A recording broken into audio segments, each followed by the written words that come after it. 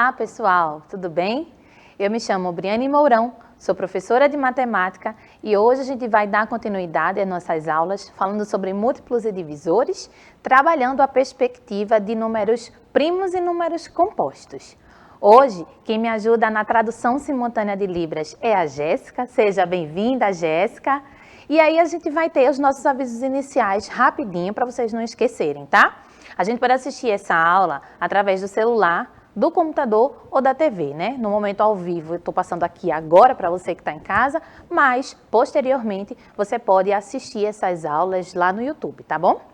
No chat, a gente vai ter disponível no aplicativo, vai ser massa a interação logo no futuro, mas você pode colocar lá nos comentários do YouTube as suas dúvidas, o que você está achando das aulas e até mesmo a gente tentar trazer essas dúvidas nas aulas seguintes, tá bom? Lá no YouTube também tem uma playlist com o título da sua série, né? Então você vai buscar lá, se você, por exemplo, está assistindo essa aula e teve dúvida nesse assunto, aí você anota data, professor, disciplina, e lá na playlist da sua turma você procura essa informação e você vai conseguir reassistir o vídeo, até para você conseguir organizar um horário de estudo, né? Para você revisar as disciplinas. E aí, gente, nesse caso, hoje eu estou utilizando os recursos do Canva, né? Esse programa aqui é massa, que consegue fazer com que a gente traga um pouquinho mais de conhecimento para vocês. Essa bonequinha que aparece aqui, ela vem do Bitmoji, né? Meu avatar, e aí eu apareço vez ou outra com essa performance, com essa carinha aqui feliz, tá certo? E a aula de hoje, ela tá lá na trilha da semana 21. Então, na Escola do Futuro, você pode acessar o endereço lá, né, na internet, fazer o download, verificar esse arquivo. E nesse arquivo dessa semana 21 é que vai estar o conteúdo da aula de hoje, tá bom? Pronto, acabou os avisos. Vamos começar a aula, né? Gente, vê só. A gente viu na aula passada o que eram múltiplos, divisores e o que era paridade, né? A gente observou o comportamento de conjuntos como múltiplos e divisores e verificou que paridade é entender quando o número é par ou ímpar e entender o que é que a soma vai resultar. Se eu tenho dois números pares, por exemplo, a soma de dois números pares vai dar um número par, não é? Se eu tenho dois números ímpares, a soma vai dar par também. E se eu tenho um ímpar e um par, a soma vai dar ímpar. Então, a gente já tinha percebido isso na brincadeirinha do par ou ímpar. Vimos no finalzinho da aula essas duplas, né? Qual que seria o resultado de acordo com o comportamento das duplas. E aí, a gente finalizou a aula estudando paridade. Hoje, a gente vai estudar o universo dos números primos e dos números compostos. E aí, eu trouxe aqui uma listinha, ó, para a gente observar. A partir do 0 até o número 13, mas entendendo que esse conjunto ele continua, né? A gente pode escrever todos os números aqui. E aí a gente começa a perceber quais são os divisores. Ontem a gente viu múltiplos e divisores. Agora a gente vai se concentrar em quais são os divisores dos números. Então eu vou começar a listar aqui, ó. Quais são os divisores de 0? Infinitos. Mas como assim, Briana, infinitos? Porque é 0 dividido para qualquer número continua sendo 0, né? Eu tenho coisa nenhuma. Para dividir para 5 amigos, cada um vai continuar com coisa nenhuma. Basicamente é isso, né? Não é uma divisão muito lógica da gente fazer, mas, matematicamente falando, se eu tenho 0 dividido por qualquer número, a resposta vai dar 0. Por isso que ele tem infinitos divisores. Se eu observo o número 1, ele só vai ter ele mesmo como divisor, né? 1 só divide para 1. E isso de maneira inteira, de maneira completa, tá certo? E se eu tenho 2? Eu posso dividir 2 para 1, que vai dar o próprio 2, e posso dividir 2 para 2, que vai dar 1. Então, aí a gente começa tendo a quantidade de divisores, a partir do 1, né, aumentando. Então, eu percebo que esse número 2, ele pode ser dividido por 1 e por ele mesmo, tá? O 3, dividir de maneira exata, também por 1 e por 3, por 1 e por ele mesmo, tá bom? E o 4? Vamos ver o próximo? Ó, no 4 eu tenho 1, 2 e 4. Eu consigo dividir o número 4 por 3 números. Gente, escuta o que eu estou falando.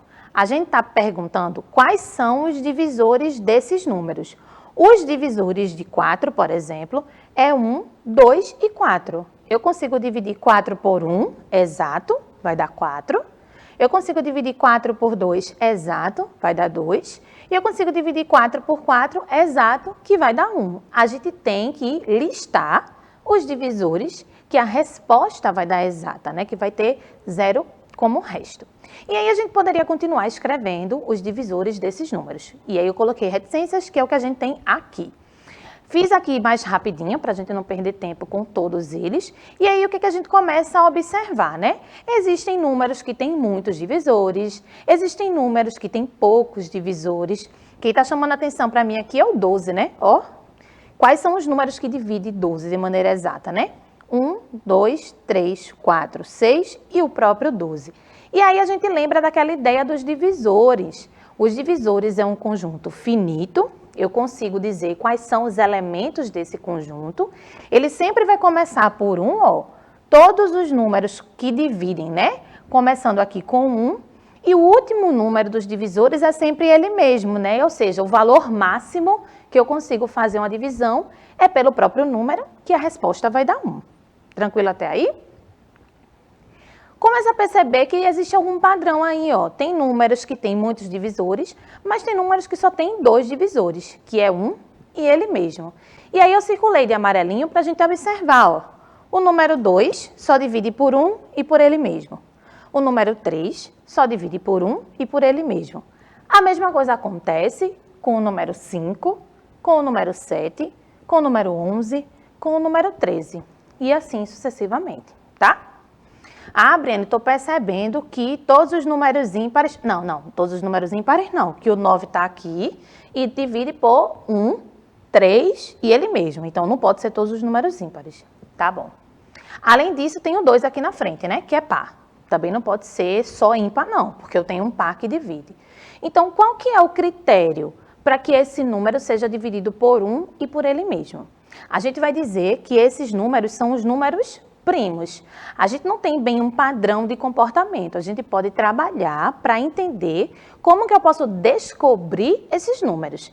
Mas classificar em par ou ímpar, em mais ou menos, a gente precisa entender o que é essa palavrinha, né? O que é essa composição de números primos significa. E aí eu trouxe uma definição aqui, ó. São aqueles que possuem apenas 2 divisores, 1 e o próprio número. Então, a gente tem aqui, ó, do 2, 3, pula para o 5, pula para o 7, e aqui parece que está aparecendo só os ímpares, né? Mas quando pula para o 9, ó, o 9 tem 3.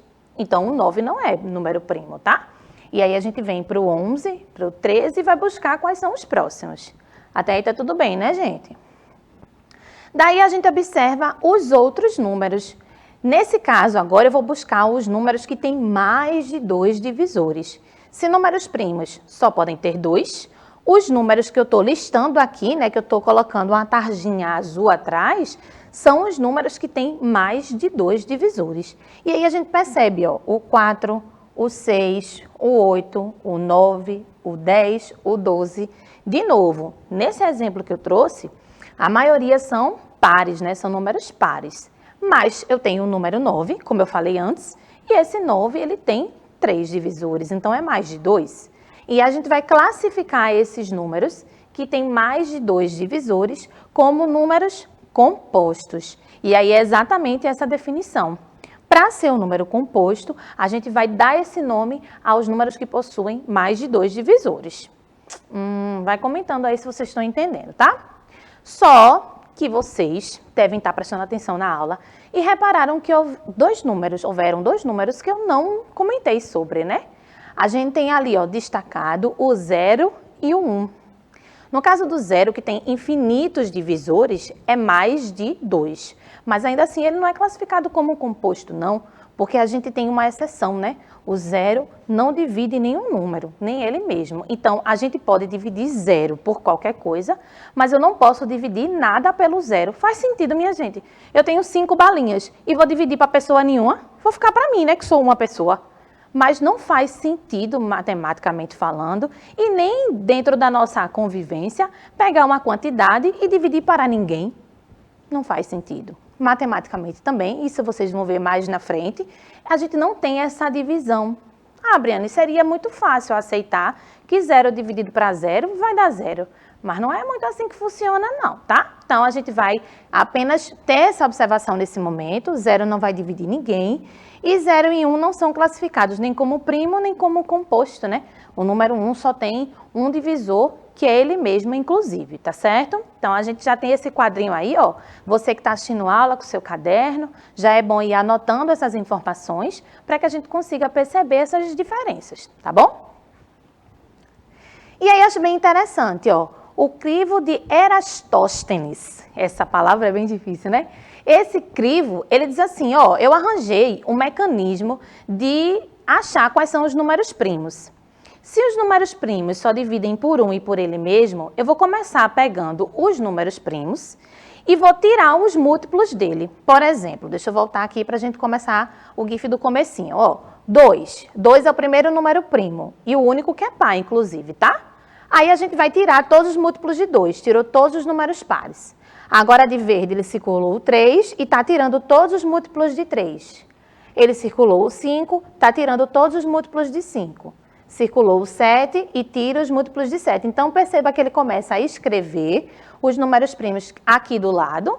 E aí, quando ele tira os múltiplos na frente, ele está retirando justamente os números que são compostos, né? Para que a gente consiga escrever esses números primos. Então, aqui ele começou do 2 ao 120. Primeiro observou o 2 como número primo. Surgiu o 3, ó, tirou todos os múltiplos. O próximo vai ser o 5, aí vai ficar mais rápido, né?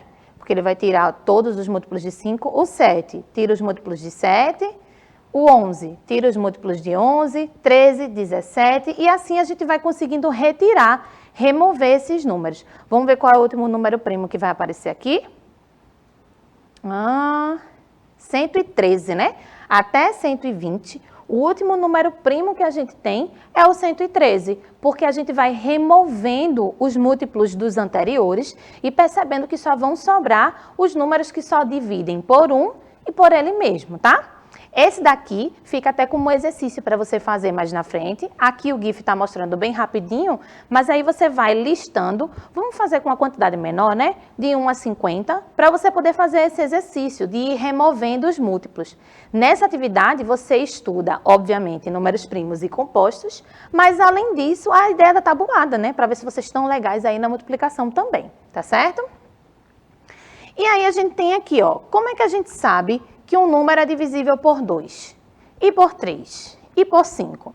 Existem algumas situações que a gente vai precisar saber se é, mas não vai precisar fazer a conta, né? Então, algumas regrinhas de divisão a gente já sabe. A primeira pergunta que eu fiz ali, ó, como é que a gente vai saber se o número dá para dividir por 2? A gente já tem, Briane, fácil essa, né? O número tem que ser par. Isso aí tá fácil demais. E aí a gente vai ver outras regrinhas. Começando por divisão por 2, se o número natural é par, então ele é divisível por 2. O que é ser par? Qual é a característica do número que torna ele par? Então, ele tem que terminar em 0, 2, 4, 6 ou 8. Terminando em números pares, aquele número é par, beleza? 2.480 é um número par? É, né? Terminou em 0. 1917 terminou em 7. 7 é um número ímpar. Então, ímpar não dá para dividir para 2, né? Porque não é par. Ó, a senhora está falando óbvio, professora, eu já sei dessa parte. Então, vamos falar de umas próximas possibilidades da gente identificar no número, sem fazer a divisão, se ele é divisível por outros. Aqui a gente vai observar por 3 agora, ó. Se, em um número natural, a soma dos seus algarismos der um número divisível por 3, então o número inicial é divisível por 3. Espera aí, calma. A gente vai pegar a escrita do número. Dessa escrita, eu vou pegar os algarismos que compõem essa escrita, fazer a soma para ver se dá para dividir para 3. Ó, 135. 1, 3 e 5. Quando eu faço essa soma, dá igual a 9. 9 é um número que dá para dividir para 3? É sim. Então, esse número 135 também dá para dividir para 3. A ideia aqui é que a gente perceba que a regrinha agora é fazer o somatório desses algarismos que compõem esse número. E aí, como deu um 9 que dá para dividir, eu consigo concluir que o número original, né, o 135, dá para dividir sim para 3, tá certo? E se eu tenho 307, por exemplo, 3, 0 e 7, se eu somar vai dar 10, ó. 10 é um número que não dá para dividir para 3. Significa que o número 307 também não vai dar para dividir para 3, beleza? A gente pode ir treinando essa percepção. Se o número for pequenininho e alguém lhe fizer essa pergunta, até mesmo na hora da resolução, você pode perceber que, mesmo sem dividir, você conclui que esse número é ou não divisível por 3, tá? Agora, para a gente dividir para 4. Para dividir para 4 é bem simples. A gente vai observar agora os dois últimos algarismos. Olha a definição. Se os algarismos das dezenas e das unidades de um número natural formam um número divisível por 4, então o número todo também é divisível por 4. O que é que significa isso aqui, ó? Eu tenho o número 703.580. Eu vou observar as duas últimas posições, né? Dezena e unidade. Essas duas últimas posições formam o número 80. Espera aí, 80 divide para 4. Então, esse número todinho, 703.580, também vai dividir para 4, tá certo? E aí a gente observa aqui, ó, 104.826. Agora eu vou observar esses dois últimos números daqui, ó. Forma 26. 26 dá para dividir para 4, gente? Não dá exato não, né? Então, significa que esse número todinho aqui não divide para 4. O que a gente vai analisar agora? As duas últimas posições. E aqui tem uma observação bem importante, ó. O número que divide para 4 é um número par, não é? Então, a gente tem que todo número que divide para 4 divide para 2. Beleza. Mas o contrário não necessariamente é verdadeiro. Vê, vamos para um número que vocês conhecem mais próximo, né? Então, o 12, por exemplo. 12 dá para dividir para 4, é exato. 12 dá para dividir para 2 e é exato. Mas se eu pego o número 14, por exemplo. 14 dá para dividir para 2, 7 é a resposta, né? Mas, se eu pegar 14 e dividir para 4, isso não vai dar exato, não. Então, a ideia é que a gente consiga entender que 4, por ser múltiplo de 2, todo múltiplo de 4, né, vai ser também múltiplo de 2. Vai dar para a gente fazer a divisão e chegar na resposta exata. Mas, se eu tenho divisíveis por 2, não necessariamente vai dividir para 4, tá certo? É ter essa ideia de que indo é verdadeiro, mas voltando nem sempre vai dar certo não, tá? E aí a gente tem agora por 5. Se o último algarismo de um número for 5 ou 0, a gente vai ter que essa divisão por 5 funciona. Essa daí eu tenho certeza que vocês já sabiam, né? É um dos princípios de divisão mais práticos da gente aprender. Além do número par para o 2, o 0 e o 5 para dividir por 5 também é bem constante, né? A gente utiliza muito essa noção. E aí a gente tem aqui dois exemplos bem rápidos, porque vocês já conhecem essa ideia.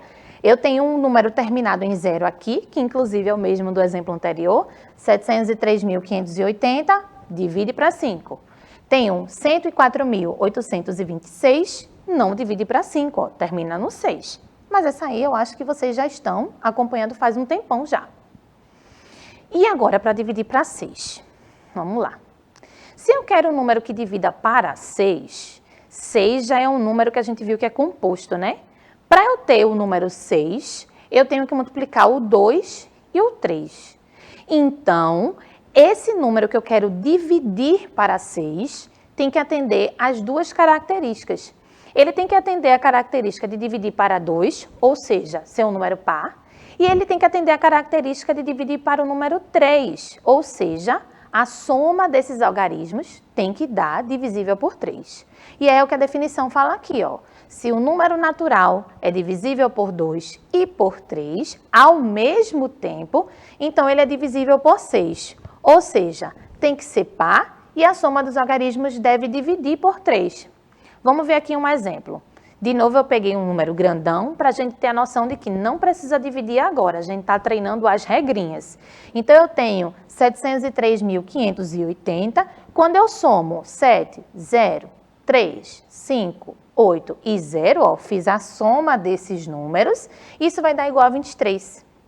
23, ele é um número que é o quê? Divisível por 3? Não é, né? Então, ele é par, tá certo, dividir para 2, ó, primeira regrinha que a gente tem. Mas a soma dos algarismos não tá dando um número que dá para dividir para 3, não. Então, a gente conclui que esse número não divide para 6. Para dividir para 6, tem que atender as duas regrinhas ao mesmo tempo, tá bom? Vamos ver esse outro exemplo aqui, ó. 104.826. Vou somar os algarismos, né? Terminou em 6, é par. Somando os algarismos, dá 21. 21 é o número que dá para dividir para 3? Dá, não dá? Vai dar 7, né? Então, quer dizer que é par, a soma dá para dividir por 3, então atende as duas condições e é divisível por 6. E aí, foi? Vai colocando lá nos comentários, a gente reforça mais essas regrinhas depois, tá certo? Para dividir para 8, a gente já está chegando no finalzinho das nossas regras básicas de divisão. A gente vai ter a mesma ideia do 4. Só que com 4, a gente observava os dois últimos números, né? Agora a gente vai observar para 8 os 3 últimos números. Ó, se o algarismo das centenas, dezenas e unidades de um número natural formam um número divisível por 8, então o número todo é divisível por 8. Eu peguei aqui, ó, 703.580, gostei desse número, né, gente? Usei ele para quase todos os exemplos. E aí, 580, que é os 3 últimos números aqui, ó, né, formando o 580, não divide exatamente por 8, não. Então, significa que esse número todinho aqui não vai dividir para 8, tá? Já que o 104.856 vai dividir exatamente por 8. Então, se esse finalzinho divide exato, o número todo também vai dividir exatamente, tá certo? A gente vai utilizar essa regrinha para não precisar fazer a divisão grandona. E aí, observa aqui no finalzinho esses 3 últimos. Tranquilo até aí? Para dividir para 9, a ideia é a mesma do 3. Só que agora a soma tem que dar divisível por 9. Então, a gente vai ter, ó, se em um número natural a soma dos seus algarismos der um número divisível por 9, então o número inicial é divisível por 9. Espera aí, Briane. Antes estava a soma 3, mas era para dividir para 3. Agora, a soma vai ter que dar 9 para dividir para 9. Vamos observar aqui um exemplo, ó. De novo, o nosso 135, a gente soma e vai dar 9, né? 1, 3 e 5. Essa soma dando 9 significa que o 135 é sim divisível por 9, beleza? E se for aplicar em outro exemplo? 1002. 1002, se eu for somar, vai dar 3. 3 não é um número divisível por 9, né? 9 que divide para 3. Não é 3 que divide para 9. Tem que ter cuidado com isso, tá bom?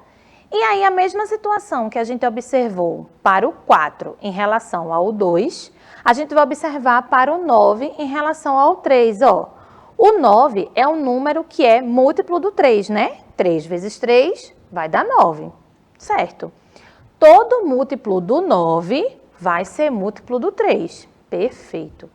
Mas nem todo múltiplo do 3 vai ser múltiplo do 9. Então, a gente precisa ter cuidado com essa comparação, tá certo?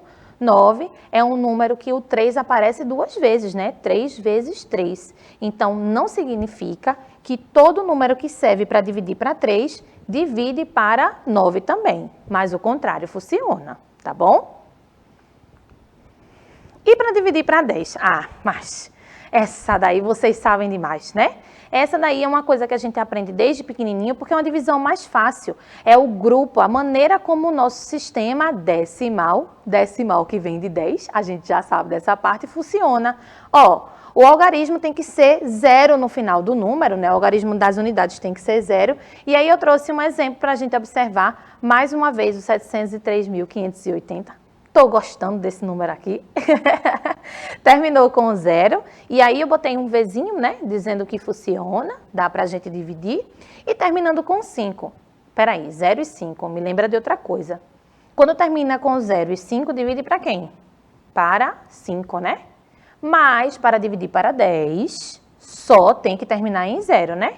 Então significa que todo múltiplo de 10 é múltiplo lá do 5 também. Mas nem todo múltiplo do 5 vai dividir para 10, né? Esse aqui mesmo termina em 5 e não vai dar certo não, tá bom? Cuidado com essa organização. Por isso que é interessante, gente, vocês assistirem às aulas com os cadernos, para ir anotando as informações, questionando com o professor, tirando essas dúvidas, né? Matemática tem coisinhas desse tipo, a regra serve aqui, mas não serve ali no final, tá bom? Para a gente finalizar aqui, ó, eu coloquei essa ideia, né, de todo número divisível por 10 é divisível por 5, mas o contrário não necessariamente é verdade, tá? E se fosse para dividir para 100? E se fosse para dividir para 1000, como é que a gente ia fazer isso, né? A ideia vai ser a mesma. Se para dividir para 10 eu preciso de um 0, para dividir para 100, né, que é o primeiro, eu preciso de 2 zeros no final. Então, aqui eu tenho 35.600, 2 zeros e 100 tem 2 zeros. Então, divide. Aqui eu tenho 75.010 e eu tenho 2 zeros, mas não está na posição final, né? 0, 1 e 0. Então, não vai dar para dividir para 100 exato, tá? No caso de 1000, a gente vai ter 3 zeros aqui no final, né? Então, a gente vai perceber que esse 35.600 funcionou para o 100, 2 zeros, mas não funciona para o 1000, porque teria que ter 3 zeros aqui no final. Já o 75.000, ó, 3 zeros, então vai dividir para 1000, 3 zeros no final, beleza? Bom, agora, para a gente aplicar esse conhecimento, eu trouxe uma questão da OBMAP. Vê que legal. O professor Samuel preencheu uma tabela com 507 linhas e 1.007 colunas, de acordo com o padrão indicado a seguir. Escreveu, ó, na primeira linha, OBMAP várias vezes, OBMAP, OBMAP, OBMAP, e vai com Deus, né? Vai. E aqui na segunda linha, ele escreveu 2007 e um símbolo, 2007 e um símbolo. E aí a gente percebe que esse padrão se repete, ó, aqui letras OBMAP, aqui número e símbolo, e vai preenchendo, tá certo? Repetindo esse padrão até embaixo. E aí ele pergunta, como ele preencheu a casa com um X? Essa casa aqui com um X, ó. A casa com um X, ela vai se encontrar na linha 507 e na coluna 1007. Vamos lá. A gente vai ter que observar que a linha é par e como é que a linha é ímpar. E como é que a linha ímpar está se comportando? Na linha ímpar eu tenho as letras, né? Que era isso que eu ia dizer no começo. A linha par tem os números e a linha ímpar tem as letras, ó. Então, a gente vai ter linha ímpar com letra, linha par com números. Linha ímpar com letra, linha par com números e assim sucessivamente. Significa que a linha 507, ela vai ter um comportamento igual à linha 1, né? Ó, igualzinho a essa linha aqui, ó, OBMAP, repetindo as letrinhas, tá bom? E agora eu vou observar aqui esse comportamento, até preencher aqui para a gente perceber, né? Eu tenho 5 letras, então quer dizer que de 5 em 5, ó, 5, 10, 15, 20, eu tenho esse padrão sendo finalizado, tá? Na coluna 1007, a gente vai observar agora o que vai acontecer nessa coluna ímpar, né? Eu percebo que, como é de 5 em 5, eu tenho 1007 sendo 1005, ó, no 5 eu tenho P e mais 2, ou seja, mais 2 letras. Então, a gente tem o P no 1005, ó, OBMAP, né, no múltiplo de 5, e depois mais 2 letras vai ser OB. Então, quer dizer que essa casa aqui no final vai ser preenchida com a letrinha B, tá bom? Bom, gente, é isso. Eu espero que vocês tenham aprendido por aqui. Esse desafio, ele é muito legal, dava para você revisar com calma, né, e verificar se você conseguiria acertar sem essas dicas iniciais. A gente vai se ver na próxima semana e eu quero que vocês tirem as dúvidas com o professor de vocês, tá? A gente se vê logo mais. Tchau, tchau!